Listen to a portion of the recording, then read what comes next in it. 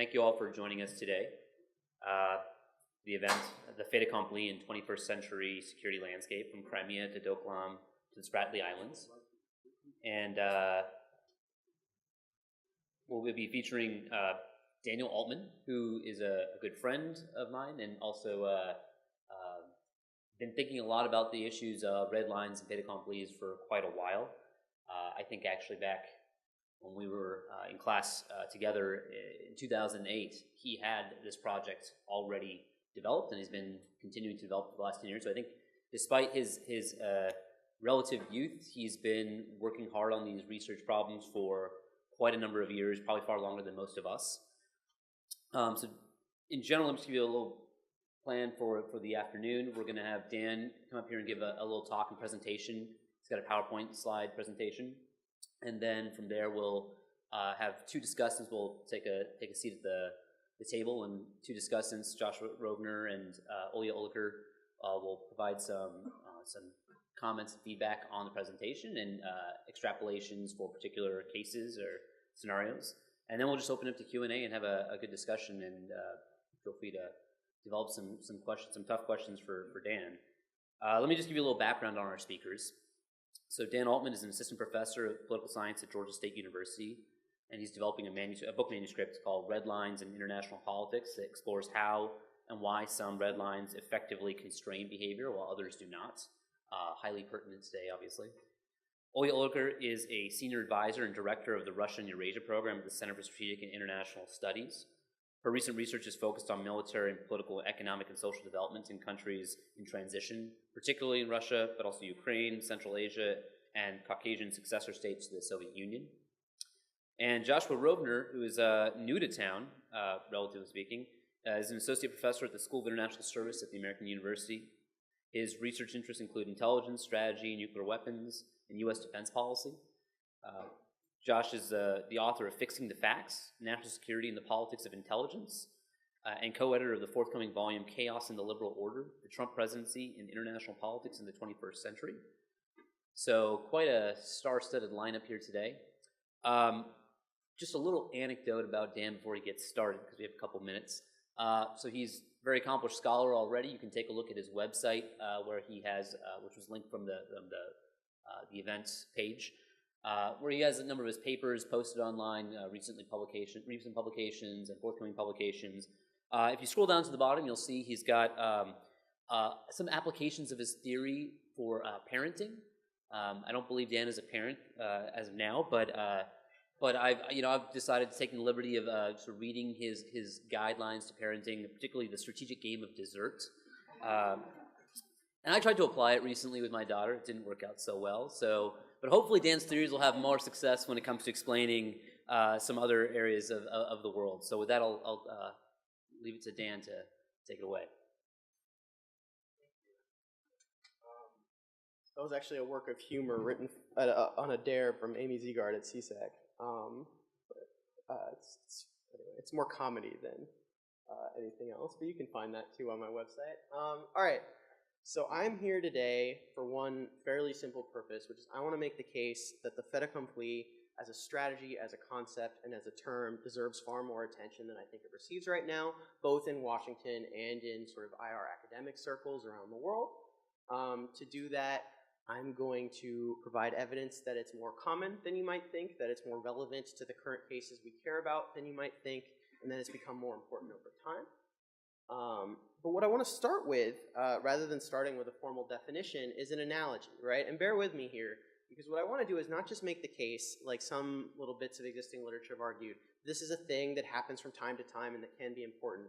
I want to make the case that the fait accompli is one of the sort of fundamental modes of aggression or ways of making a gain call them challengers, let's use a less loaded term than revisionists or aggressors in international politics, right? And I think this analogy plays a role in explaining why, right? So what I want to sort of pose as a question is: suppose a criminal armed with a gun encounters a wealthy man holding his wallet, right? And the criminal wants to get the wallet. What can he do, right? And this is sort of an analogy to, say, a state that wants a piece of territory or some other goal, right? Well, the first thing you can do is just knock his water over.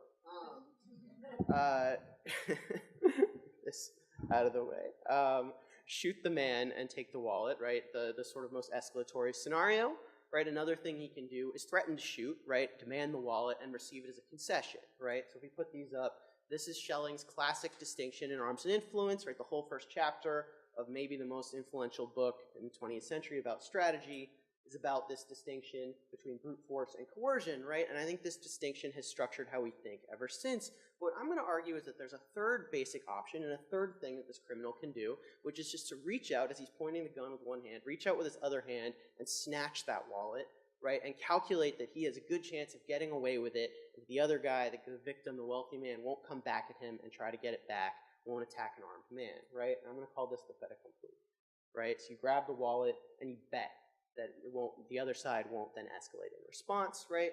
So if we apply the same sort of way of thinking to Russia's operation to take Crimea and then formally annex it shown here, right, you can see the same three options for Russia, right? Russia could have defeated the Ukrainian army in dictated terms, right? Big advantage in conventional power, nuclear power, right? This is maybe higher level of escalation than is appropriate for the limited goal in play, right? More likely, and right, if Vladimir Putin had been sort of taking IR 101 or reading the IR playbook, this is probably what he should have done, is he should have used coercion, right? We talk endlessly about coercion. He could have issued an ultimatum, demanded Crimea, mobilized his forces, moved them up to the front lines, amassed a superior force, right, and given sort of a deadline by which Ukraine had to agree to relinquish it or else, right? All of that is a perfectly plausible thing that Russia could have done, but it's not what Russia actually did. And what I'll argue is that it's not what countries in the position of Russia usually do, right? And so the third thing, and what Russia actually, of course, did, is simply take Crimea, right, using the green men, a point I'll return to, and bet that Ukraine, and by extension NATO, wouldn't attack them, a bet that turned out to be right. So if you want to think about sort of, if you don't like hypothetical examples and you want to think about real examples of these historically that were important in their period, you can think about Iraq's invasion of Kuwait as an example of brute force, right? They weren't trying to get Kuwait to bow to their will politically. They weren't trying to take some small piece of something. They were just wiping out the Kuwaiti military and taking over everything, right? Brute force. This led to the Gulf War, where they were ejected by the US-led coalition, of course, right? If we go to the Munich crisis, very famous, historically important case of coercion in the run-up to World War II, right? This is the infamous appeasement of Hitler, right? Where Hitler mobilizes forces, issues threats, intimidates the British and the French into backing off their support for Czechoslovakia, which forced Czechoslovakia into conceding the Sudetenland as a concession, right? He doesn't take it by force, he takes it after they agree, so he has permission, however reluctant, right? Or Crimea as the fait accompli. So the question I'm going to ask and prevent sort of numbers on is how common are each of these, right? These are three different ways of getting something for a challenger, right? Three different modes of aggression, if you want to use that language in international politics. How common are each of these? And the answer might surprise you. But before I get there, what I want to do is just actually define the fait accompli now that I've sort of introduced it and given some examples. Right, so I'm going to define it as imposing a limited game without permission in an attempt to induce the adversary to relent rather than escalate in response. Right, so it's sort of a calculated gamble that you can get away with taking something. I try to avoid the word take in the definition just because there are cases like the Soviet fait accompli of putting nuclear missiles in Cuba. They're not taking the missiles, right? They're imposing them, they're putting them there. Right, the word take is not always appropriate, so I use the word impose in the definition, but usually like taking land is the common example I'll come back to time and again. Right, so two of its sort of core defining characteristics, gains are taken, not received as concessions. Right, here it's similar to brute force. Right, it almost looks like smaller or less escalatory brute force, but very different from coercion, which is about inducing the other side to agree to give something up. You never have to do that with a fait accompli, you just take it, right, suddenly it's gone from their perspective. And second, and here's where it's very different from brute force, whereas in brute force, you're starting a war, planning to win it, and then get what you want, which is usually something big. With the fait accompli, you start by taking something small, and you hope to avoid the war altogether, right? So you're not trying to win the war, you're trying to avoid it. This is going to require you to limit your aims to something you can get away with taking, right? You can't generally go for everything and expect to get away with it. Why wouldn't they fight for everything? So you go for something much smaller, something more limited. You're not destroying or disabling the adversary, right? You're making a strategic calculation that they won't choose to counterattack. And then this is a calculated risk, right? So most of the time, we might think this works, but some of the time you're going to miscalculate, right? You're going to take more than they're willing to part with, like Pakistan did in Kargil in '99, like the Argentina did in the Falklands in 1982, and then you're going to start a war, potentially a war, as in both those cases, that's not going to go well for you. Right, two of its more interesting characteristics and maybe two reasons why we might expect it to be a somewhat appealing strategy. One is that if we compare it to coercion, and usually when I'm using the term coercion, I'm referencing Schelling's idea of compellence, if that isn't clear. For those of you who are familiar with those distinctions, if not, don't worry about it. But basically for compellence, right, if you're pointing a gun at someone and saying, give me this thing or else, right, give me this piece of land or else if you're Russia, they have to believe it or else they're not going to give it to you, right? That's not, the same is not true for a fait accompli, right? You don't have to do all these different forms of signaling to get your sort of level of perceived resolve high enough to hand something over. You just suddenly take it, right? And they didn't need to believe in advance or be convinced in advance that you were going to do it because you've already done it. Right? And it doesn't mean that credibility isn't important at all. There's several ways in which it still is important, but this is one big way in which credibility and signaling usually matter, in which they're taken out of the story. And I think that's important because signaling is hard, and gaining a perception of credibility is hard. And if you can avoid it, that's to your benefit. Right? You never actually have to create this moment where they actually consciously agree to give you what you want, right? Actively hand it over and participate in that. You avoid that with the fait accompli. Right, and then the other aspect of it is that it lets you exploit the element of surprise, right? If you say, we're coming in to take this territory in a week, if you don't agree to give it up, right, they're probably going to reinforce their troops or they might even hit you with a preemptive attack, but if you just take it suddenly, you get that advantage. Right, so turning to the question of, okay, how common are each of these three strategies, now that hopefully we understand a little more clearly what a fait accompli is, right? So the way I'm going to operationalize these, what I'm going to do is I'm going to look at territorial gains, right? And these aren't the only kind of gains that are important, right? And these are sort of big ticket gains, even though some of these are pretty small pieces of territory, but still, when land actually changes hands, that's a big deal in international politics. That's what most wars are fought about. Right, but it's nice because it's so important. It's nice because it's the most common issue that states dispute. It's also nice because it's, you know, your military controlled the piece of land one day, theirs controls it the next day. It's a pretty objective way to evaluate gains and losses. Whereas some other issue areas are a little fuzzier. Right, so I'm going to use this as an issue area, and I'm going to use data I've collected on how territory has changed hands over the last 100 years all over the world. Right, most of this, it started as what I call the land grabs data set to operationalize the fait accompli. It's now grown into what I call the modern conquest data set, which is the most comprehensive data on territorial conquest over the last 100 years. So that's where most of this is coming from. I also created a list of cases of coercion acquiring territory. This started from Sexer's militarized compellant threats data set and his definition of coercion. I then supplemented that from some other sources, found a few other cases. We can go into that more in the Q&A if you're interested.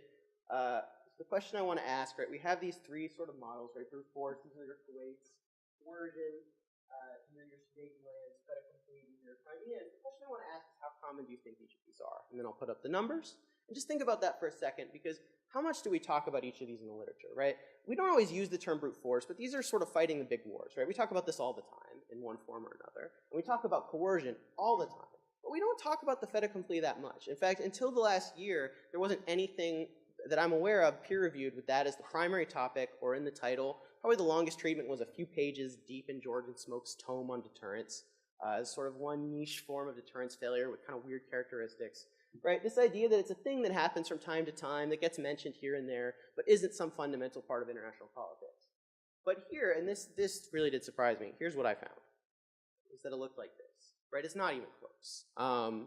There's just far fewer cases of coercion actually acquiring territory than I ever would have expected, and these small little grabs where you go in and take a relatively small piece of territory are much, much more common than I sort of necessarily understood, right? They account for the clear majority of territorial gains, right? And this sort of raises questions about why, if this tactic is so common, and why do we see so much more attention paid to the others, right? With brute force, it kind of makes sense, right?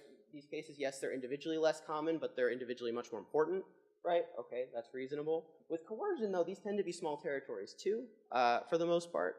Sort of the question I'm going to pose is, why do we talk so much about coercion and talk so much less about the fait accompli, and do we have that backwards?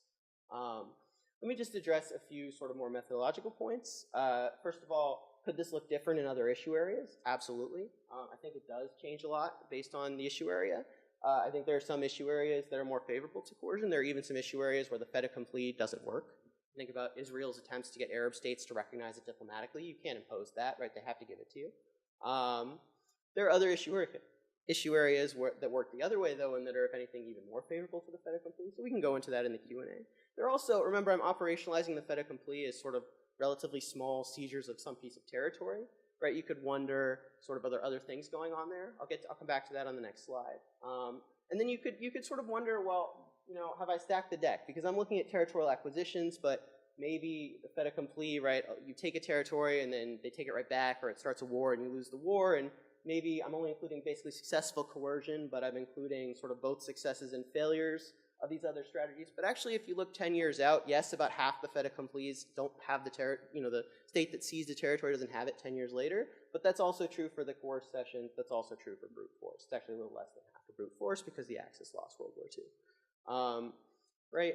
If we look, you know, this is on the distinction between brute force and the fait accompli. So this is a very crude way of looking at the size of seized territories all over the world over the last 100 years. What you see is, I think, evidence that there really are sort of two strategies of conquest, right? You basically either go for a small piece and try to get away with it without fighting, or you go for the whole thing.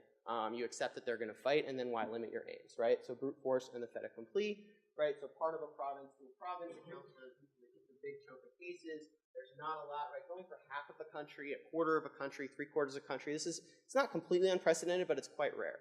I think to a striking extent that reflects sort of underlying strategic dynamics.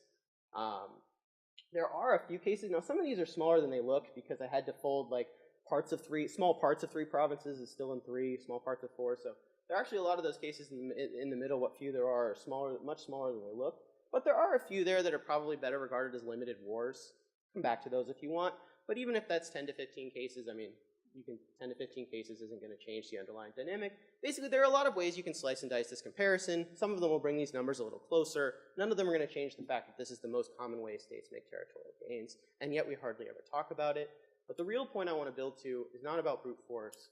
It's this simple fact. So I ran a very crude sort of back-of-the-envelope keyword search for coercion and for fait accompli in foreign affairs, and then major academic journals, International Organization, International Security, International Studies Quarterly, Journal of Conflict Resolution and Security Studies, right? You can see just how much more common in all of these coercion is than the fait accompli, right? And then you can actually see how often territorial gains are made each way on the other side. And I think this, especially, I mean, the inclusion of foreign affairs gets to this. I think this is, to some extent, representative of the policy discourse as well, not just the academic discourse. What does this look like? Well, here's an example. The recent CSIS study, and I picked this not in the interest of criticizing it or because I think it's flawed, but because I think it's a particularly thorough and extensive study, a credible study, but yet it's still an example of the point I'm trying to make, which is that we end up stretching the concept of coercion beyond things that are necessarily what I would think of as coercion, and we end up, and this study does, to its credit, talk about the fait accompli a little bit in certain places, but from my perspective, the main issue at stake in, say, the South China Sea is the history of fait accompli and the potential for future fait accompli, right? So like, we asked simple questions like, how did each side reach their current positions? It's not one side, you know, China, Vietnam, the Philippines demanded that the others recognize their claims to some subset of the islands, and then they were granted control of them. They just went in and took them, right? And then others went in and took other islands. China took the Coercion Islands in '74 from South Vietnam. Different countries moved in over later years, for the most part, to the Spratly Islands, right? This was a bunch of unilateral, sudden seizures, right? That's very normal, and it's not.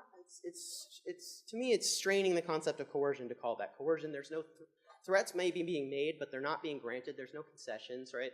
This is just a unilateral seizure over and over again, right? How well have purely verbal demands and threats worked? I mean, just think about, you know, China regularly protests U.S. freedom of navigation operations, says they're not permitted under international law. The United States criticizes sort of China's presence in certain islands and their building up, enlargement, land reclamation in certain islands, but none of these sort of verbal demands really work very well. Whether they're true coercion, I'll leave to sort of you to decide. I would suggest that if they're not, it's because the states involved know that more sort of clear-cut, unambiguous red lines also wouldn't work, and so just don't make them at all. And the broader question I want to ask is coercion truly the best analytical lens here? But I think what ends up happening is we just don't have a good word that means, is kind of the analog of military strategy for strategy short of war, right?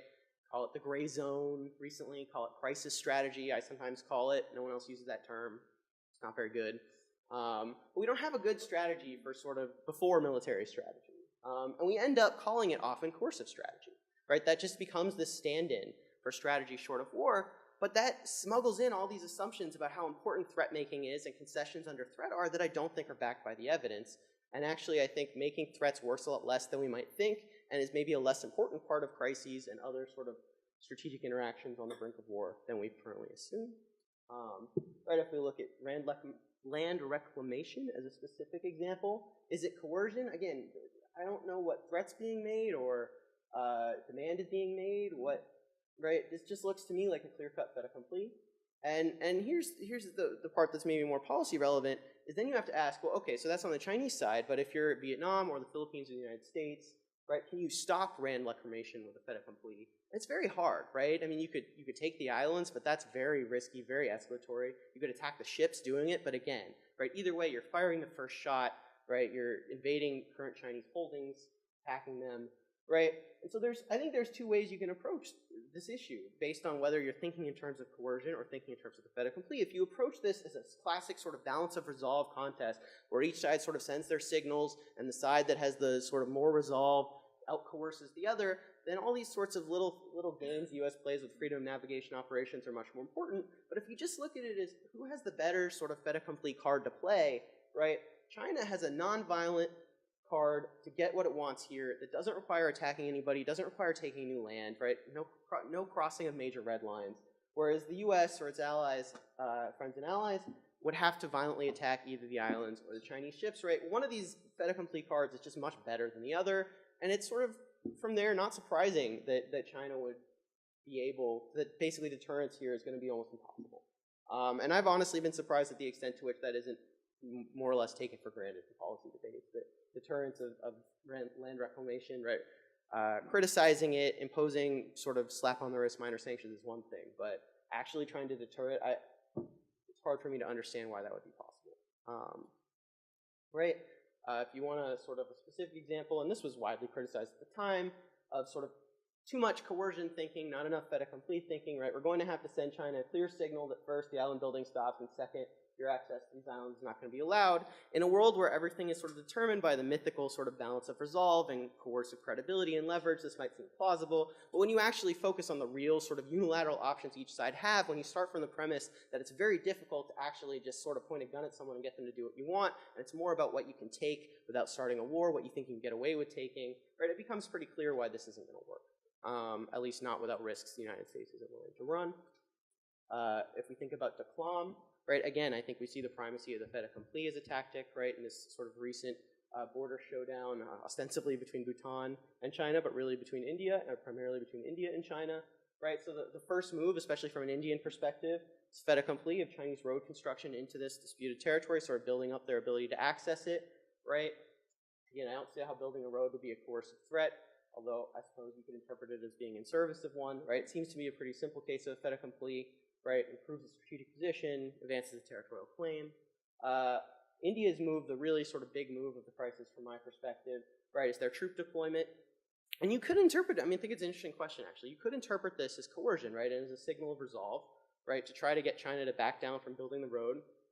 So you prove that you're willing to do this, right? It's brinksmanship to an extent.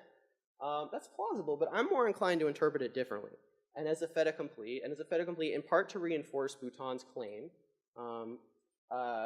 but more to the point to block China's progress, right, to actually sort of get in their way, right, and I think that matters for how you imagine future steps, right, so if China's thinking in terms of coercion, then maybe India accomplishes its goal, they send a message, China might back off a little bit. If China's thinking in terms of sort of the importance of blocking, then the only lesson they learned is if you're going to build a road from A to B, make sure you already have troops at B, so they have to attack your troops, and they can't just put a blocking position there, and also any position in between, right? And also, wherever they don't have troops, you can still sort of move forward, right? You don't have to cross that line. It's just about sort of who can lay out this game of advancing and inching forward without sort of crossing big red lines, like using force. It's not about some sort of broader balance of resolve. That tends to be how I think about these situations. I'm more inclined to that view. Right, so if we go back to this sort of comparison and we break it down over time, what you see is kind of striking. What you see is that two of these are heavily clustered. right? So brute force, this is World War II.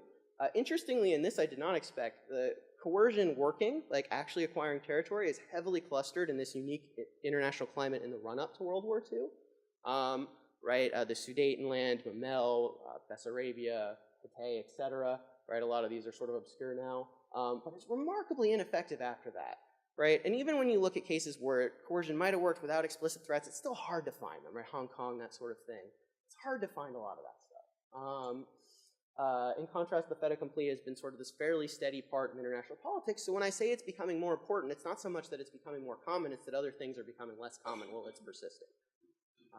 Right? If you look after 45, it's even more striking, as we often do in the field. It's really quite lopsided. You also see within sort of territorial seizures, you see states becoming more cautious and moving towards modes of seizure that have a lower risk of war, that are more in line with the fait accompli strategy. Right, so you see up until around the end of the Cold War, seizing garrisoned or defended territories is more common, but lately seizing undefended, empty territories we don't have to shoot has become more common. Right, Crimea being an exception to that, although kind of an interesting one since they didn't end up shooting. Right, similarly, you see islands and places where the border wasn't drawn clearly now account for a really huge fraction of territorial seizures. These, and I won't get into the sort of research behind this, but tend to be places where the risk of war is lower. Right, this is particularly relevant to sort of China, both with respect to India and with respect to the islands. Right, whereas what I'll call core territory, sort of core unambiguous homeland territory, so higher risk of war is less common. We can talk more about that in the Q&A if you're interested in. Do these small little territorial seizures matter? I sure think they do. Right, the two most violent confrontations we've ever had between nuclear powers where they're actually shooting at each other were both started by a sort of small territorial seizure in Kargil and the Sino-Soviet border war in '69, right? And here's a list of, Kargil, Padme, Snapa, Falklands, right? Wars where one side thought it could get away with taking a small piece of territory and the other didn't. For whatever reason, these tend to be the wars that don't involve the United States, which is maybe why we don't focus on them, but that doesn't mean we have nothing to learn from them. Right, so just to wrap up with some conclusions for a few cases, we're talking about maritime Asia. First point I'll make is I think a Chinese island grab, if you want to use that sort of term, should be scenario number one. I'm not saying it's the most dangerous scenario, and I'm not saying it's the most likely scenario, but I'm saying if you weight by both how likely it is and how dangerous it is, right, expected value, I think that probably should come out as number one, right? So for instance, I would view this as more likely than an ultimatum, and even if China were to try an ultimatum, I would expect that ultimatum to fail, and then they would have to decide whether to grab the island or not. Right, based on the sort of history of these past conflicts, and that's no guarantee, that's just what the general tendencies are. Right, as a bit of historical background, seizing islands has happened fairly often over the last 100 years around the world. Interestingly, it's led to war less than you would think. A lot of them lead to violence, but actually escalating all the way to a war rather than some sort of limited violence around just the islands themselves has been unusual. The Falklands are the one case that meets the normal 1,000 battle death academic definition of war, which you can have problems with quite reasonably. Another fact that I think is particularly interesting is that not once, as far as I know, in the last century, has a third party, so a friend or ally of the victim that's losing its island or its islands, fired a shot to defend the victim, right? So basically what this is saying is most countries, when they lose their islands historically, not only they haven't gone to war over it, but no one has come and helped them and intervened to fight for them. I think this sort of puts U.S. commitments in, say, the Spratlys or the Kakus in perspective. Right? Even in the broader history of conquest, it's normal to intervene when some country tries to take over another country, right? That affects the overall balance of power. Intervening to sort of defend their very small piece of territory that doesn't necessarily affect the overall balance of power, historically allies just haven't been willing to do that, or friends. And that doesn't mean the U.S. couldn't or shouldn't do that in maritime Asia, but I think it's interesting to know just how sort of unprecedented it would be. It's really sort of realizing how rare this is, put in perspective what we sort of take for granted about U.S. alliance commitments right now. I'll say about Taiwan, I think the usual scenarios you see are invasion, blockade, and coercive bombing. I would add island grabs to that list, right? I think this is this doesn't offer China a path to winning overall on a sort of big picture goal with Taiwan, but it does offer them an easier path to a clean win, potentially. Right, Ichiwaba and the Spratlys, or Kinmen and Meizu, I would put those high on the list of likely scenarios, ones that don't necessarily get enough attention. I also think it's possible that, if the most likely way you'd see a Chinese island grab is probably there's some provoking incident or event that provokes it, that evokes it, I should say. But the other, if it's more premeditated, the way that I would imagine them like going about it, because I found that finding ways to do this without actually having to shoot at anyone is quite important, is waiting till the islands get evacuated, some position gets evacuated due to weather, and moving in afterwards. That would, I think, is something to worry about. And then I am out of time, or should I say a little bit about, okay. I'll say, this is my last slide, last substantive slide, I'll say a little bit about Eastern Europe, right? I think one thing, just because Russia has been more aggressive, I would say, than China over the last 5 years, it tends to obscure the fact that the sort of strategic opportunities for a fait accompli are actually a lot harder in Europe than they are in Asia, right? You don't have border ambiguities, you don't have islands, you don't have sort of these remote and sometimes unpopulated regions like we're dealing with in Asia, right? You're talking about sort of clearly drawn borders and important populated areas, part of sort of, for the most part, core homeland territories, right? It's sort of hard to move forward here. And as a result, we've seen China sort of Russia try to attack without attacking by denying that it's their forces attacking, right? The use of these sort of deniable forces are green men, right? This has been their solution to that. It's worked fairly well so far. What I think that's sort of missing is that actually the broader history of green men tactics is quite bad for the aggressor, right? My favorite case of this is Finland actually sent thousands of sort of green men into Russia, into East Karelia, to try to seize sort of ethnically Finnish parts of the region in 1919 during the Russian Civil War. They were crushed by the Red Army, and that's actually what's happened in the other cases like this, where deniable forces were sent not just to do anything, but to try to move an interstate border by seizing territory. There's a few other cases of this. Kargil is like this, arguably. And in each case, other than Russia's, the aggressor failed.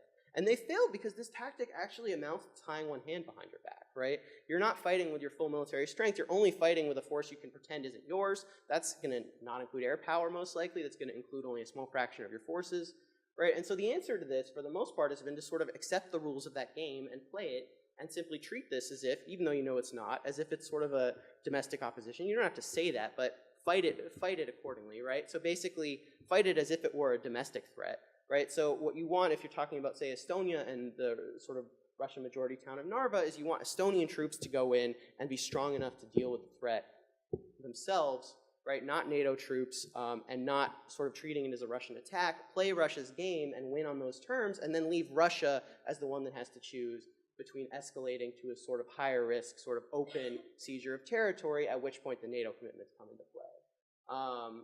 So, which again, I'm not sure is the line Russia would be willing to cross. So I'm actually more worried in the long run about the vulnerabilities to a fait accompli in Asia, and I think in Russia, and particularly in, say, the Baltic, the risk is actually lower than we might think. The circumstances are much less favorable to it. So that's it. In lieu of a usual conclusion slide, I'll just put up this chart that I'm quite attached to, and this one conclusion, that the fait accompli deserves more attention than it deserves, and so I leave it at that.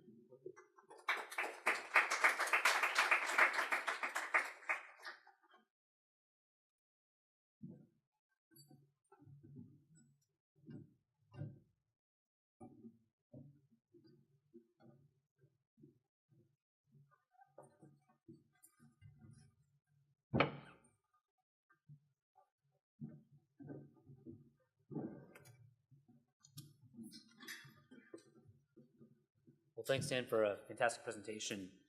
So we asked a couple colleagues and scholars in town who have different areas of specialization, but think a lot about strategy to offer some reflections on the arguments, some applications, and also maybe identify some potential limitations of it. So we'd start with Olga Oliker. Great. This works. So first of all, Dan, you've sold me on the fact that it's important to look at this concept of fait accompli in IR theory. I think it's also, aside from the theoretical contributions, I think it's a really important contribution to this very vague and poorly defined gray zone deterrence conversation we keep failing to have in a coherent way. I also have to admit that since my own wallet was stolen last week, I find it particularly, it really does hit me, though I will point out that when my wallet was stolen, there was no gun involved. It was simply taken from my bag while I was distracted, which raises what I think is an important question here, which is kind of where the use of force actually does and does not come in, both the threat of force and whether or not you actually end up using any, and the extent to which the aggressor worries about the victim responding with force. Right? I would argue that whoever lifted my wallet on a U-Bahn in Vienna last week was not, basically if I had turned around and seen them do it, they would have dropped the wallet, right? Which, again, it's a great metaphor because it does bring out a lot of these questions. It's the question of how much you want what you want. The other question that occurred to me when I was reading your work and also listening, and you alluded to this, and this is where the metaphor breaks down a bit, what's the goal? If it's a land grab, is the territory what you want? Or are you trying to do something else? And I think that is really an important thing to discuss. And I'm going to come back to it at the end of my comments. I'm going to talk about the Crimea case more specifically, because I think this becomes very relevant here. I also can't help but wonder, to code it as a fait accompli, does it need to be intended that way? Does the aggressor, might the aggressor be ready to fight, but just not have to? Is what the aggressor gets, are you conflating what they get with what they intended to get, right? If they end up with a small piece of territory, but were hoping for more, but backed off, or that, it's this interesting question of what was the plan in the first place and how relevant is it? So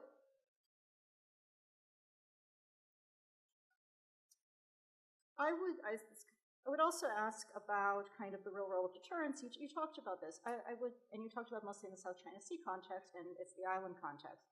But here, I think what's interesting is you can deter these things if you intend to deter them. It's much harder to deter them if you don't intend to, but you might end up doing it kind of by accident.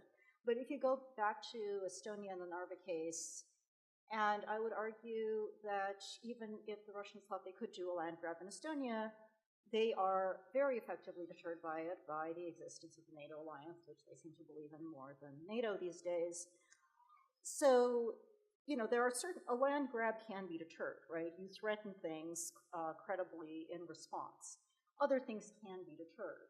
So, kind of the role that deterrence plays in this equation, the idea that a fait accompli is difficult to deter, I'm not sure is one that I fully buy. So, Crimea, and I think it's interesting because it does unpack some of this question. This is the case that starts the conversation. So, does this case work? And does this case do what you want it to do? So, my reading of Crimea is that Russia didn't actually go into Crimea with little green men with the intention of annexing the territory. Went into Crimea with little green men with the intent of coercing Ukraine. It did want to create a frozen conflict, most likely, which again, I'm not sure how you code frozen conflicts. None of the ones that I'm familiar with show up in your charts, so you seem to see it as a land grab if you actually claim the territory. If you just disrupt the territory and make a mess there, that's not what that is. So that could be a fait accompli. So I think that's... So when you're looking at the Crimea case, I don't think it was intended to be a land grab. It happened to turn out as a land grab.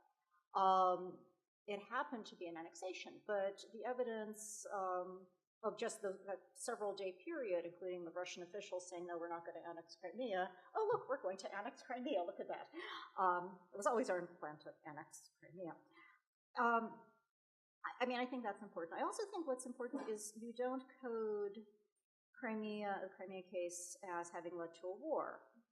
I would, because I think what happens in Crimea is you have this tremendous unexpected success. You're trying to make a mess, and instead you end up with a peninsula. And then you think, oh, well, if you're Vladimir Putin company, you think and people tell you, this could work in other parts of this territory. They're going to welcome us with candy and flowers. Off we go into East Ukraine.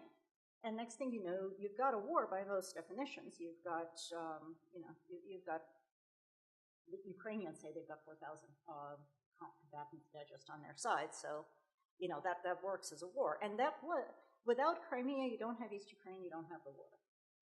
And my guess is that the Russians were prepared for some fighting in Crimea, and then you get out, but instead you get something else. So again, kind of this question of unintended consequences, and in this particular case, which, not digging into the other cases, but I can't help but kind of ask the question, what does happen if you dig into the other cases, and what does that do for the theory? I'm going to stop because I don't want to use up too much of the time, and I want to have a broader discussion.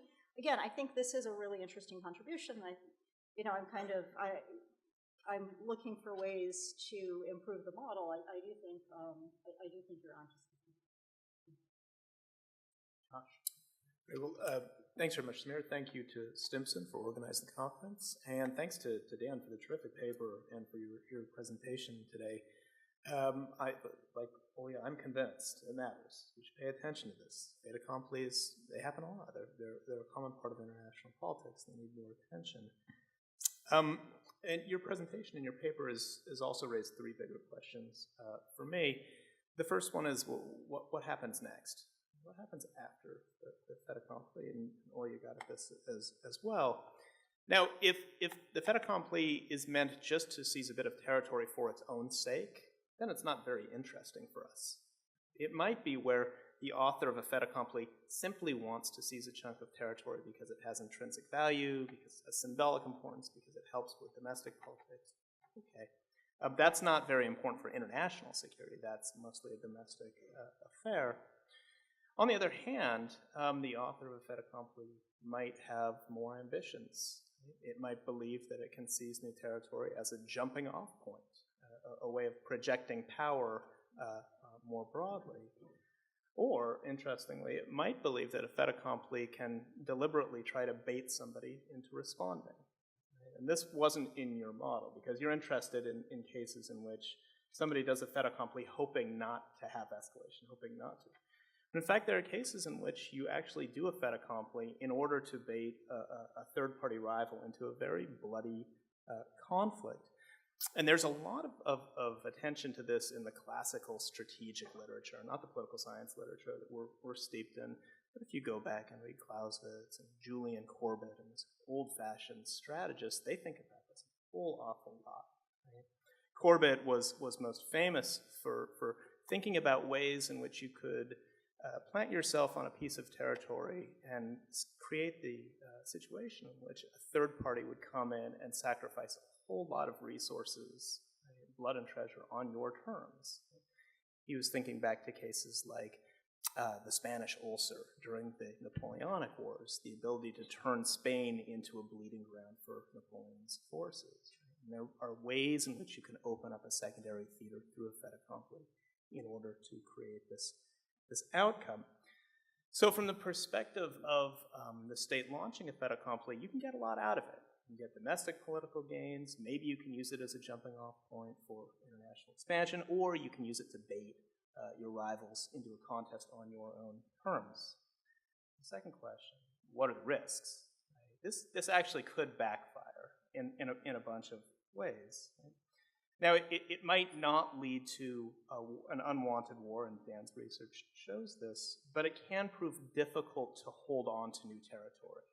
It's fun imagining ruling a new land until you actually have to rule that new land. And governing is expensive, governing is a pain, governing raises all sorts of difficulties.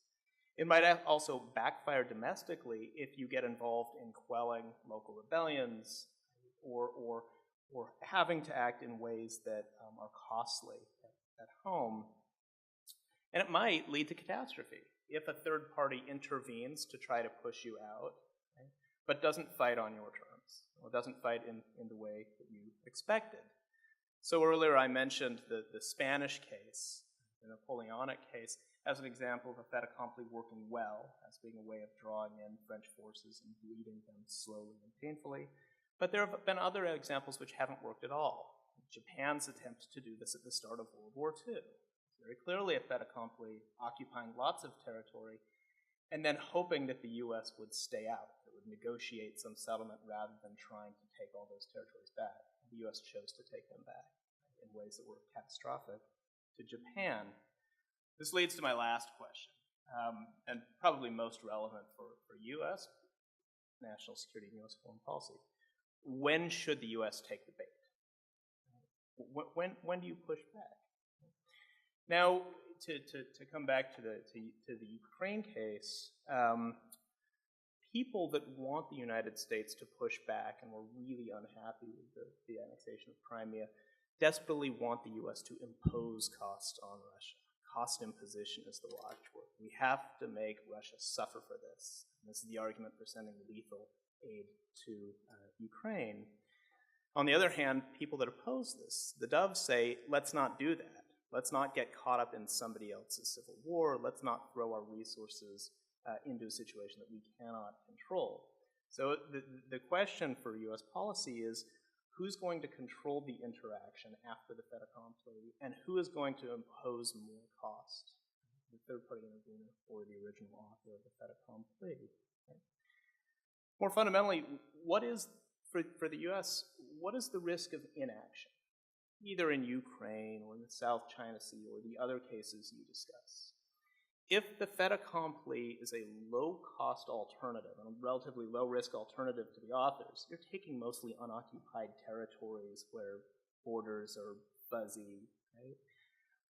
What's the importance for the United States of responding quickly? Right? What if the United States does nothing, lets them happen? Are the implications really that significant for international security if the U.S. foreign policy response is low-key and basically ignores the problem? So those are just three questions. I've got a zillion others, but I'm sure you do too. So I'll leave it there, and thank you again for the trip. Sure. Fantastic. Thank you. So, Dan, we have a couple minutes. Would you like to offer some responses or reflections on the comments, or we can just jump into Q&A? Yeah, I'm happy to try. I don't know that I can hit them all in a few minutes. Why don't you take a couple minutes? Yeah, and I'll try to deal with yours quickly. So you had so many. I'll try to get to some of them. So what happens next after a fait accompli attempt? So I'm a little bit constrained here by the way I've operationalized it as a land grab, because there may be a few other things that are minority shares of those cases, especially what I call the limited war cases that account for a disproportionate share of the wars.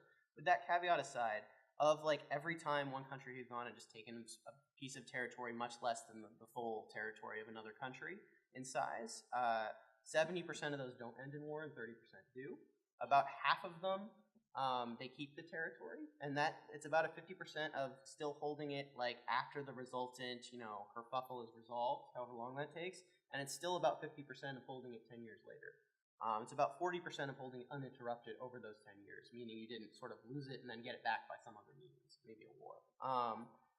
So those are sort of gives you a rough sense of outcomes. I think so that would imply a 30% risk of war. I think the real number is closer to 10 or 20 because, like I said, I think there are those limited war cases in there where they actually knew they were starting a war. And you've mentioned the Japan case, is a good example of this, right? Pearl Harbor, right? They know they're starting a war, but they're hoping it will be a limited war, and they're trying to get away with taking gains in a limited war to avoid a total war, which they end up failing to do. Right? So that is, in a sense, a miscalculated fait accompli, but it doesn't quite fit my avoiding war. It's avoiding total war, right? It's a limited war fait accompli. It's its own flavor that you can think of as a fait accompli, but it doesn't quite fit my definition perfectly. If you set those, sort of some of the Arab-Israeli wars are like that, if you set those aside, it's a pretty low rate of war, but not zero. And I gave some examples where it happened. The Falklands are a nice one. So those are just sort of the numbers. Your baiting a response question, I had not even thought about that. If you can give me some cases sort of post-1918 where you think that's happening, and I can start thinking about how to operationalize it and whether it sort of is a chunk of cases I've somehow been missing. I'm not under the impression that I'm under the impression states, especially in the modern era, prefer to avoid fighting whenever they can and prefer to avoid escalation. And maybe that's a sort of a somewhat archaic strategy, but I don't know, maybe I'm just not thinking about it right. So if you can give me a few examples, I'd love to pursue that. When the U.S. should push back, and should they push back in Ukraine, I think, as I said, talked about in Estonia, I think the most important thing in Ukraine is building up the Ukrainian military. I think what Ukraine can do is a lot more than what the United States can do. I'm skeptical of what the United States can do coercively with tools like sanctions, and in general skeptical of coercion, as you can tell. So I think the strengthening Ukraine's ability to, at the very least, stop Russia or Russia's sort of proxy deniable forces from taking new territory is the most important step. And similarly in Estonia, I care more about strengthening Estonian forces than stationing NATO troops there, although I do think the tripwire is useful.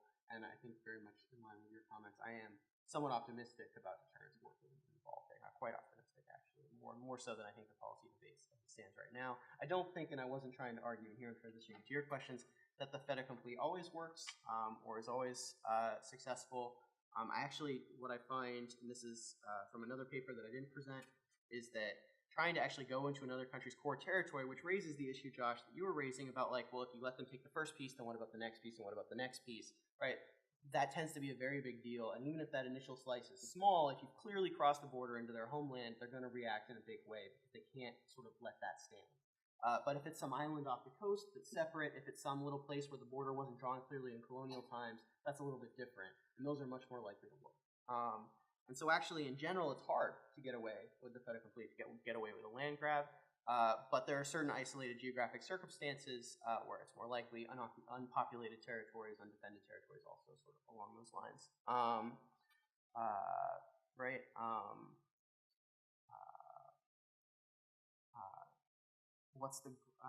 So about Crimea, why don't I address that? It doesn't have to, the annexation doesn't have to have been intended for my story to hold, but they do have needed to intend to sort of take control of the territory and have seen that as an important gain that was part of their objective. So whether they were going to formally annex it, to me, that's sort of a legality issue that's secondary, but were they trying to seize military, essentially conquest, right, not annexation, this is the distinction I'm playing with here, were they trying to conquer the territory, if you want to use that word, and hold on to it, if you don't think they were trying to do that, and then you convince me of that it will still be a land grab, but it won't be a good case. It won't be as good of a case of fait accompli. But the annexation is not the issue. I think we're on the same page there. It's were they intending to sort of seize and to some extent hold control of it with their own forces is the issue.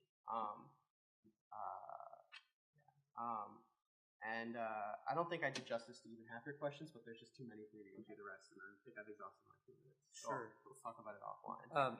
So Dan, in hearing this discussion, I want to push on one thread that I think I'm hearing because I think it backs into another really interesting set of arguments. So fait accomplis are a set of limited aim strategies that seem to be about some sort of incremental, small relative gains in terms of territory, right? And we're thinking about this in terms of territorial control. But it seems that you could also advance limited aims and improve relative gains against an adversary by, rather than seizing control of territory, undermining their ability to control it. Or undermining, let's say today, we think a little bit less about territorial control and more about just their ability to govern the Weberian state rather than the Westphalian state. And that seems to back you into a whole bunch of strategies which we see and observe but don't really think about in these terms, which is proxy strategies, right? The ability to back proxies through asymmetric means to undercut the ability of a state to operate within its own territory or its traditional sphere of influence.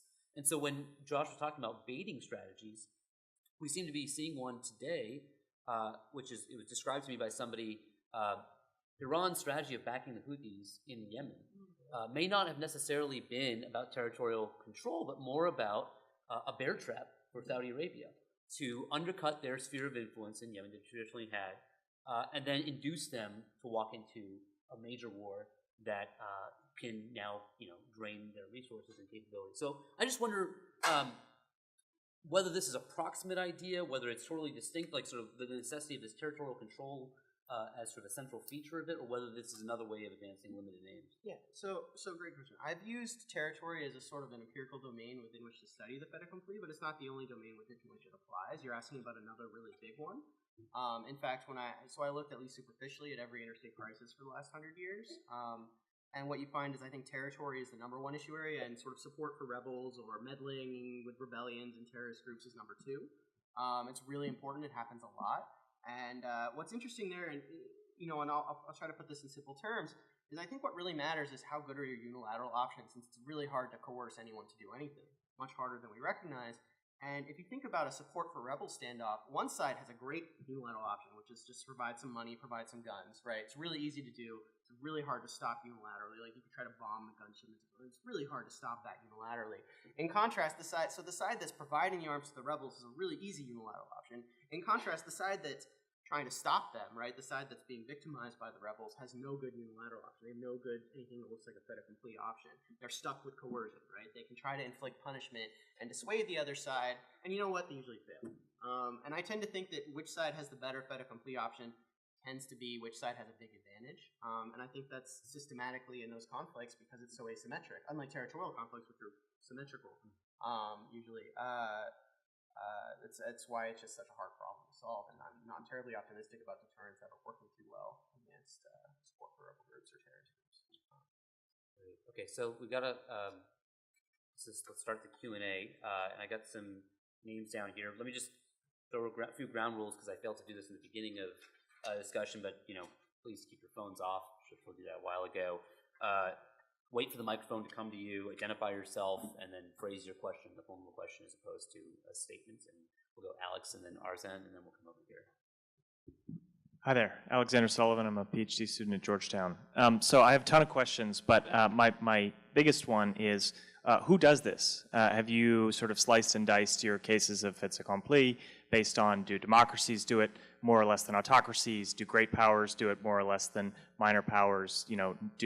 Does the nuclear dimension play a role? If you could comment on sort of what the composition of the universe of cases looks like. Yeah, the short answer to that question is yes. It's all over the world for the most part, and includes great powers and includes minor powers. There is the usual correlation of sort of states tend to compete, come into conflict with states at more similar power levels rather than more different power levels. But there's quite a mix of major powers all the way to small countries involved. Symmetrical dyads, asymmetrical dyads. There's a lot of democracies, non-democracies. There's not a lot of democracies versus democracies as long as you set polity to 8, not 7.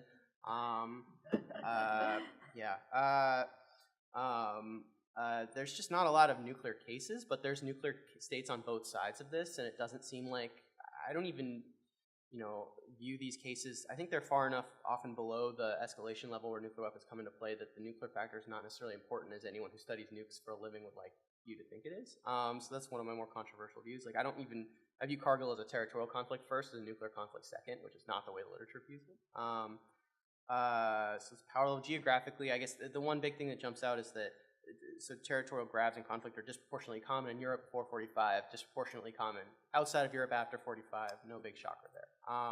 Crimea being an interesting exception to that. Some Greece, Turkey, Cyprus stuff also. Any other panelists have observations on? And I can send you tables about that are in a paper that I'm going to post on my website soon. I have So we next get Arzan, and then this gentleman over here after. Arzan Tarapur, King's College London and Rand. I buy the empirical prevalence of fait accompli, but what I would like for you to clarify is the conceptual difference between fait accompli and what you call brute force. And what might clarify this distinction is some other people, like Lawrence Friedman, say the distinction is actually between coercion and control, right? And the key theoretical difference is whether you directly control the outcome or whether you rely on the other side to make a concession. So to play devil's advocate, why is it necessary to have this distinct concept that is distinct from control? What is it that this theoretically brings that control strategies and issues of direct control don't already tell us? Yeah, thanks. And I'll take another look at that part of his work because I'm not used to talking about it in that language, so I appreciate that. I'd say the first thing when control comes to play, the first question that comes to mind is reversibility, right? And with brute force, you're destroying the other side, so it's not just that you take something, but it's effectively irreversible unless some third party is going to come in and save them or unless the strategy fails, right? But if you actually succeed with the strategy, like Iraq conquers Kuwait, Kuwait's gone, right? Whereas with the fait accompli, you're not doing that. This is why I put up, you're not disarming or disabling them. They're very much still there after you take something, and you're making a strategic gamble that they're not going to come back at you and either try to retake what you've taken or try to just punish you for it, right? As opposed to with brute force where they can't because you've disabled or destroyed them, right? So I think that's a critical, important distinction. As I said, this is the basic distinction with brute force comes back to brute force is about taking, you win a war and then you take something big, right, in that order. Fait accompli is you take something small and then you don't fight a war if the strategy goes well, right? So in both of those respects, it's different. It's also different in the order. It's different on this issue of how reversible is it and what's the strategic logic of that. I think there's clear and important differences there. But I'm happy. I'll take another look at Friedman's work and think about it again. Just one quick follow-on. I'm glad you mentioned Friedman and the way he looks at this. Friedman comes out of the strategic studies school, not the political science school, and I think this is a case in which more attention to the strategic theoretical literature is useful. Friedman defines the difference between coercion and control. You can go back to Clausewitz, who makes a distinction between limited and unlimited wars. And Clausewitz explicitly says a limited war is just to slice off a piece of territory with no other ambitions and something you can do relatively quickly at a low cost. But an unlimited war sounds a lot more like what you're talking about with brute force. It's a war of conquest. It's a war of regime change. You're going to win by concentrating fire on target. It's not to make a grand point, just to say that this might be a way of helping tie this together theoretically. If I can jump in too, I mean, I feel like part of it is whether the other guy fights back, right? Mm-hmm. And that's something that your aggressor doesn't control, right? That's just their hope. Yes. So your variables get mushy here, right? Because your dependent variable and your independent, is it a fait accompli? Is that an independent variable or a dependent variable, right? So this goes back to your question about intent, and yes, it is about intent, and sometimes the intent goes awry, right, in the outcome, and so in part of my research that isn't in the paper you read, I look at outcomes, right, and treat it as a variable, right? So you try to go in and get away with taking a piece of territory, and then what happens? And it ranges from they do nothing and you keep it to they kick you out and then invade your country and remove your regime, right? And that full range of outcomes are in there. Or you've got, the Ukraine case is very interesting, right? You get cocky and you do something stupider and, that backfires. So your initial action was fine. It was your secondary action that was a problem. No, that's absolutely. And very quickly to follow up on Josh's point, I do think it's really important not to conflate so I agree with brute force in total war, but it's very important not to conflate limited war and the fait accompli. Like, the fait accompli is mostly and usually about getting away with the gain while avoiding a war, even a limited war, right? You don't want to fight really at all. Sometimes there's, and I think 30% of the cases there's no gun, like no one's killed. Crimea arguably falling into that category. And Doklam falling into that category, right? Several of these cases that we care about falling into that category. And in others, the casualty toll is very low. So this is not just the sort of Mearsheimer limited aims or the Clausewitz you were invoking story of limited war. This is something that they didn't study because it wasn't war at all, and so it just wasn't part of their studies. But that 70% of cases that don't end in war, right? That's a lot of what I'm trying to talk about here. I don't think you can understand just by focusing on the subset of that 30% that are the limited war. Anyway, this is a sore point of mine, but the fait accompli is not the same as limited war. I'll just make a little plug that Josh has a really great article that's quite useful, sort of identifying how strategic studies and security studies think differently about a lot of these security problems, often because these are sort of different schools of thought that don't interact, and more of that would be helpful for sort of bridging some of these problems. Okay, this gentleman over here. Peter Humphrey, Intel analyst and a former diplomat. A couple of great examples. We had a land grab in Kirkuk this week. A very good example of fait accompli. And we have Korea grabbing Dokdo Takashima. That's in there. That's fascinating because as in Kirkuk, those are both U.S. allies. The most interesting example is Minami Torishima, a Japanese island, where the enemy was sea level. That is, if you could pour enough concrete on it to get it above sea level for enough hours of the day, you then get to grab it. And the huge circle of EEZ around it. My question is, this analysis is both brilliant and fascinating, but is it useful?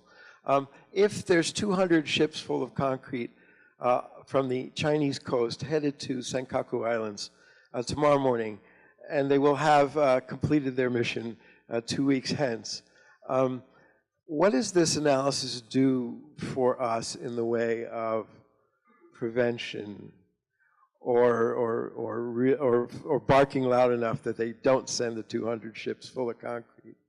Yeah, it's no, that's a tough question and a good question. One thing, and it's too late on this point, but if Japan had at a point when it would have been less costly, station a garrison there that was there now, they'd be in a much stronger position to deter that. I do believe in tripwires. It's now doing that would be very politically sensitive, and I'm not advising that. But if they had anticipated the problem, sort of like the Allies had anticipated what West Berlin would do to Cold War relations, they should never have created it, right? Well, this was a problem that could have been solved once, and hopefully having the theoretical framework will help that the next time there's the Senkaku Island 30 years in advance, you'll see that coming and take that opportunity. So that's one. I guess one, assuming the Chinese are going to be able to land there by surprise first, right? They're basically taking advantage of the fact that the islands aren't garrisoned, unlike the Spratlys, to put Japan in a very difficult position. So it would be Japan that has to shoot first to take them back. There's not a really good solution to that. There are a number of cases of taking back islands. Most of them don't lead to war, actually. Again, though, those aren't Japan versus China, right? They tend to be smaller countries. So that's a big risk for Japan to run over such small islands. The one thing that there is a precedent for that I'll invoke this is from an interesting example from a tiny island that was disputed between Greece and Turkey in the mid-90s, Imia, or in Turkey, Kardak. So there's a whole brouhaha in the media. A ship crashes there, it becomes a big deal. Eventually, civilians plant flags, and then the Greek Marines come in and set up shop on the island, right? So now Turkey's in a tough position, right? And they come fairly near to exchanging blows over this. And what do? What they end up doing is going in and seizing a different island nearby that was left unoccupied, and then staring each other down from those positions until they both agree to withdraw. So if China were to only occupy the biggest island or the few biggest islands of the Senkakus, there might be an option for Japan that is at least better than doing nothing and looking like a complete failure, which would be to go in and take those smaller islands and at least save some face that way and have some of a position and hopefully try to sort of negotiate from that basis. If China leaves that option open, that would probably be my advice, because I'm somewhat skeptical that these islands are really usually worth a war. That's a great answer, because it means that State Department policy planning staff should be doing a global study of vulnerabilities and catalog them and maybe come up with anticipatory responses. Thank you. Do we have any other thoughts on disruption or prevention of fait accompli? All right. Ali?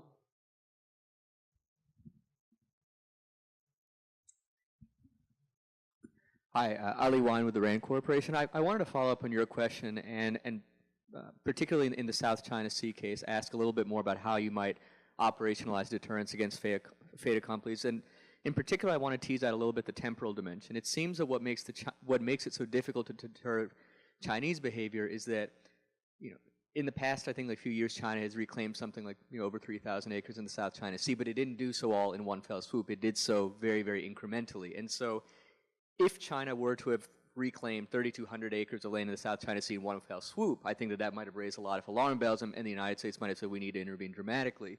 But if you look at any given action, the sum of which led to those 3,200 acres, I think it would have been very difficult to make the case here at home that a seemingly innocuous, inconsequential land grab of 1 acre here, 2 acres there should elicit a strong response. So when it's not just a fait accompli, but it's a fait accompli that consists of very, very seemingly inconsequential accumulated steps, it's like a piecemeal strategy.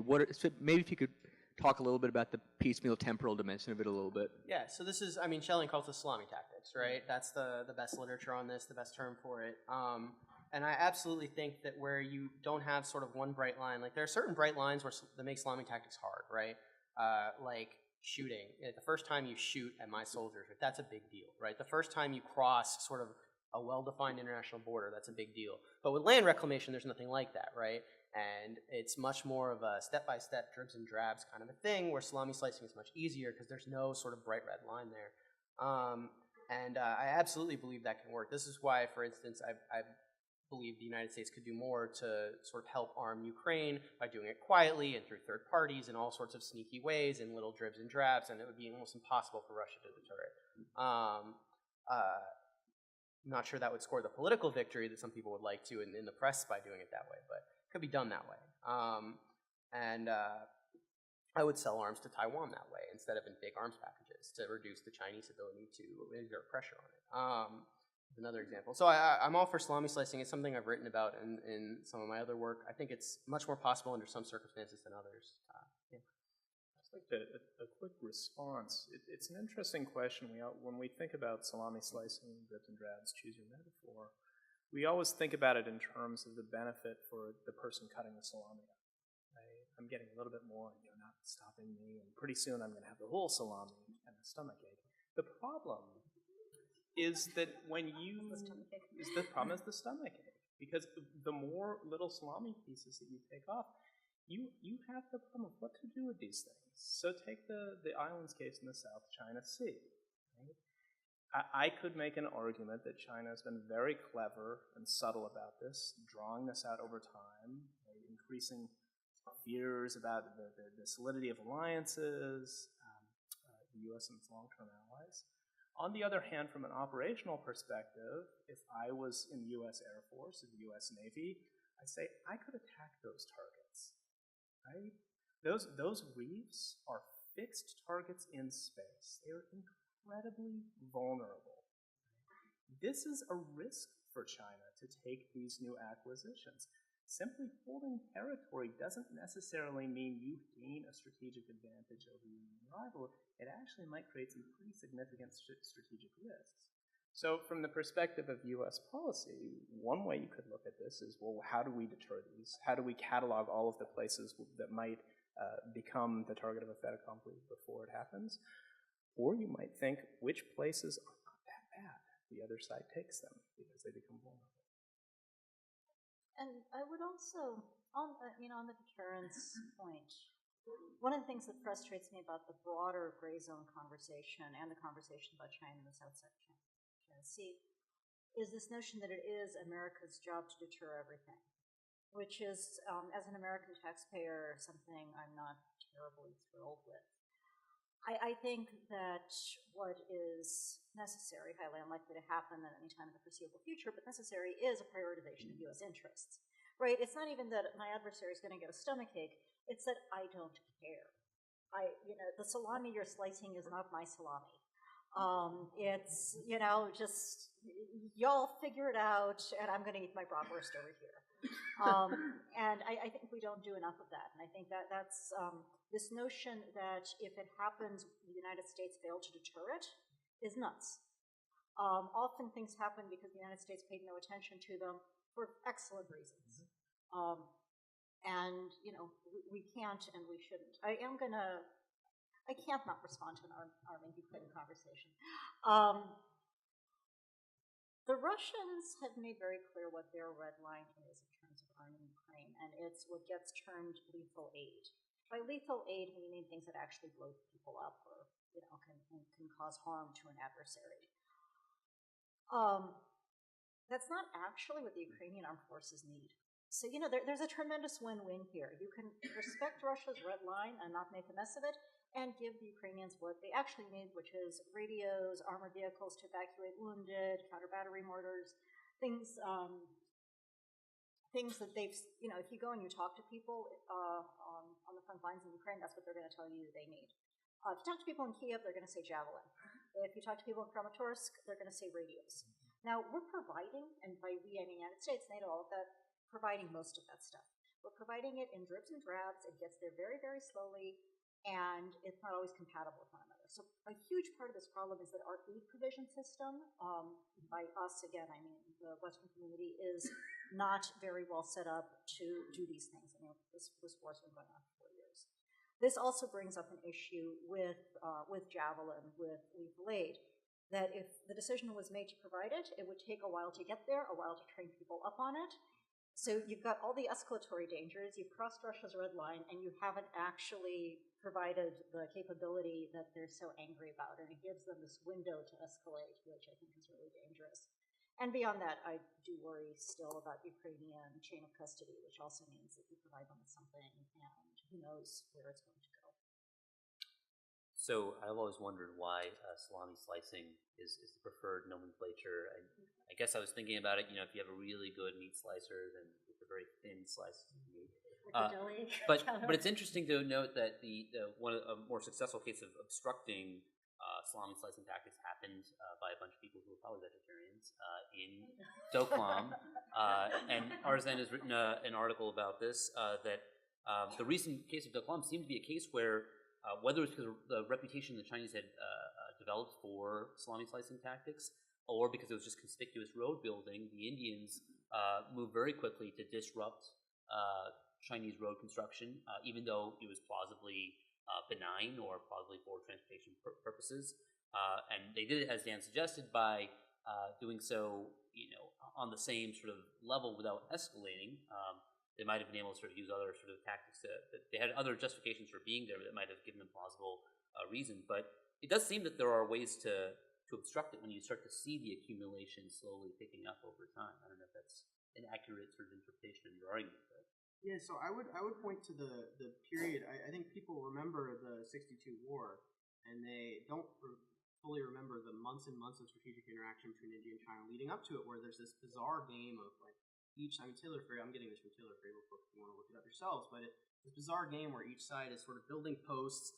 And then India has its forward policy of building posts in disputed territory, and they're building posts, sort of cutting supply lines to Chinese posts and overlooking Chinese posts, and then China is countering that by building more posts of their own. And there's months of this game of post building by both sides in disputed regions that finally blows up into the war, but for a long time stays nonviolent. And that's sort of where this could go if things get worse. You said India you seem more optimistic about how well India's done at stopping them. They stopped them in one specific place in a way that I'm not sure will translate anywhere else, and that China could offset just by using better tactics, even under similar circumstances the next time. Basically moving troops forward to where the road's going to end, as I said during the talk. So I think they want a very temporary victory. I think I was somewhat more skeptical about the identification problem that Ali's talking about, which is how do you know incrementalism is actually sort of part of the strategic plan. They at least seem to believe this was part of it. It may not have been. All right, so the gentleman back there. In South China Sea, other countries did the same thing like China. Sorry, could you identify yourself? Okay, Song, Fudan University. Got it. Okay. In South China Sea, other countries did the same thing like China, building island and make the island more military. But why United States only pay much attention to for China? By the way, most countries agree that Taiwan is a part of China. Do you think Taiwan is the same like Crimea? Thank you. I think there are a lot of differences between Taiwan and Crimea. And yeah, there has been some land reclamation by other states before China. It was on a much smaller scale, but it happened. I don't know the details of it inside and out. And it's fair to ask if there's been some hypocrisy there. Yeah, I understand where you're coming from in all of those remarks, so I was inclined to leave it at that. Anyone else want to on this? All right. I want to make sure no one else wants to go in here before Alex has a second shot, but we'll go ahead, Alex. So my question is, why don't you just wait for the mic, sorry. Sorry, Alex Sullivan, Georgetown, again. So it seems like one question that we've been dancing around a little bit is the issue of emboldenment or escalation of aims after a successful fait accompli. So to touch on the South China Sea, many people think that the successful fait accompli at Scarborough Shoal in 2012 was what convinced China that the United States did not treat this issue seriously enough to stop the subsequent salami tactics. A former classmate of yours, Mark Bell, has an interesting operationalization of emboldenment or escalation of goals after acquisition of nuclear weapons. Have you looked at this question empirically at all to sort of see whether aims, expand after a successful fait accompli? Yeah, I've looked at a lot of crises and for different reasons, and for the most part, with the exception of maybe the Cuban Missile Crisis, where you're really close to nuclear war, telling the difference between the nuclear and the non-nuclear crisis. Tactics, which is what I'm interested in, actually look quite similar, which surprised me. That wasn't what I expected to find, but it's hard to formalize that. But emboldenment, so territorial salami slicing, there are some cases of it. The Spratly Islands are a good one. It's not that common. I think partly it's because, as I said, most land grabs tend to be limited to these sort of unique peripheral areas, and there just aren't, by their nature, a lot of them. That's sort of why they're vulnerable, right? If there were a lot of them, then the salami slicing concern with stepping in after the first one would be bigger. And when that salami slicing concern is there, then the first one becomes a big deal, and there's a disproportionately big fight about it. So yeah, I think at least in the territorial issue area, I don't know that I see a lot of emboldenment. And you might think there just isn't. You can imagine a lot of ways in which a fait accompli or a land grab would be instrumental to something else, but I just don't see a lot. I mean, there's only one case that I'm aware of where a state grabs a small piece of territory to sort of convey that they're serious and then coerce another state into handing over a bigger piece of territory, right? There is one case of that. It's in the 1920s, and it's Turkey against Britain, and let's not get into it. But, like, that could happen more, but it just doesn't, right? Like, but Dan, if I'm understanding the question, it's not so much you're trying to demonstrate your own resolve by doing a fait accompli, you're trying to test the other side's resolve. How much do you care about this? Does that fit into your framework? I mean, I don't see that many iterated land grabs in the data. There are some. I'm not saying there are none. We probably just talked about the two best examples. It's just not a common motive. No, I don't think so. And it is Crimea. It's also, well...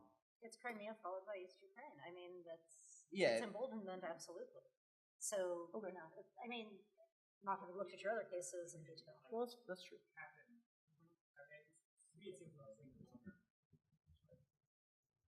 Sorry. To me, it seems interesting to wonder, obviously it does happen, you've acknowledged that, but if it's rare, why is that? Because so much of why seemingly inconsequential news items get talked up a lot in policy debate is because of this idea of emboldenment, you know, and where does it stop?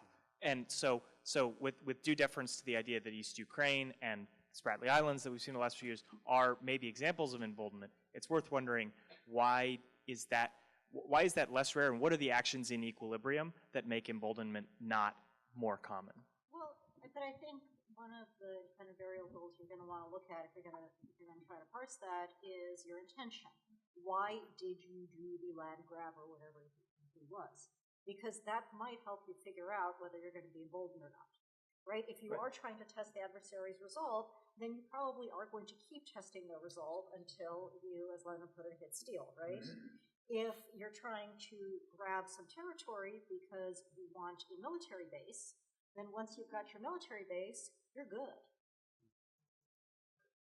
So just one problem analytically with this is that just about any action you take, and including doing nothing, can be interpreted easily as a signal of something, right? A signal of resolve, a signal of benign intentions, a signal of some balance between the two, a signal of whatever, right? And similarly, like any hostile action you take can be interpreted as a probe or a test of resolve, literally any, like, and it's almost non-falsifiable to say. And so I think that lends to what I see as an overemphasis of that perspective, that coercion, resolve, signaling perspective, and an underemphasis on it's more just a question of what can you get away with taking, often for other reasons, unilaterally by fait accompli. But it's very difficult to prove that empirically because, as I said, the alternative explanation is virtually infinitely malleable. So I do agree that there are cases of it. This isn't rarely is this a question of, you know, deterministic causation or all and never. This is a question of more versus less common. Just a point of clarification, Dan. So the data set you presented today is successful territorial acquisitions. So there's actually no neat divide between success and failure, right? Okay. The success means like you hold it, you were able to take it. Does it mean you took it and held it after that sort of crisis or dispute ends? Yeah. Does it mean if it started a war, that you won that war? Or does it mean you hold it 10 years later? Does it mean you held it uninterrupted for 10 years, 50 years later? Like, it's actually...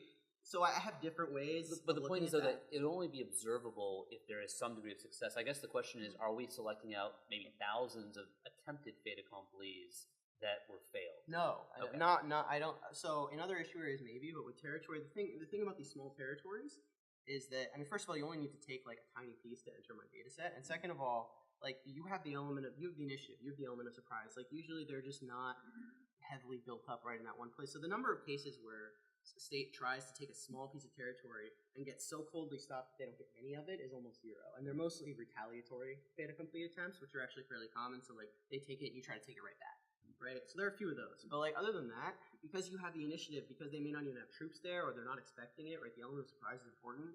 And you can easily mobilize. I mean, these are small regions for the most part. You can mobilize 10, 100 times the troops in that area. Like it's much more than the normal 3-to-1 ratio, if they even have troops at all. So I don't think that's very common. With the attempts to take over whole country cases, I do include the cases where you only got part of it, but you're trying to take all of it in that category, like the Korean War. So I do have to look at intentions for that, but it's not that hard. All right, we got time for one more question. So James in the back. Wait for the mic. James Stevens with the Stimson Center. So to your last point, to what extent have you contextualized some of these grabs in the context of a larger campaign that may be taking place? Because, like you say, these represent, in many cases, incursions by hostile forces where there are no defending forces to counter them. So I wonder, to what extent is it just brute force applied in the absence of defensive forces? Yeah, so I do think you can, like I said, about half the time I get questions about the fait accompli conceptually, it's, well, isn't it brute force because it's sort of unilateral imposition, or something along that lines. The other half is, isn't it coercion because you still need to deter them from coming back at you? We accept that those two things are fundamentally different. That's kind of interesting, right? It kind of suggests to me that it really is some third thing that's sort of in between the two. So conceptually, that's how I think about it. And yeah, it's so one thing I should have made clear from the answer to the data part of your question is that, so within any like crisis or dispute, if you like say like take 5 islands, that's only one case. That's not 5 cases because you took 5 islands, even if you took 2 on day 1 and 3 the next week or something like that, right? But if they're years apart, they're going to be separate cases. So that alone cuts down on the like double counting problem. So even the case I mentioned with the sort of sequential post building and disputed territory, that's one of the most salami slicing-esque cases in the entire 100 years I've looked at. Like that's still just one case, or actually 2 cases, one by India, one by China. In the data, so that cuts down on it a lot. But so I haven't looked in great detail at how those cases are different, or how much it matters when there are sort of cases every decade or 2 versus just one ever. I haven't done a lot with that yet, and hopefully I will, or somebody will at some point. It's a good question. Great. Well, thank you all for joining us. This is a South Asia program event that's actually ending on time, so count yourself lucky. And thanks for all for joining us here and online. To Dan, to Olga, to Josh for a great presentation and comments. And for those of you who found your way here because of Twitter or like social media posts, please feel free to sign up for our mailing list for future events, and we'll see you at the next one. Thanks.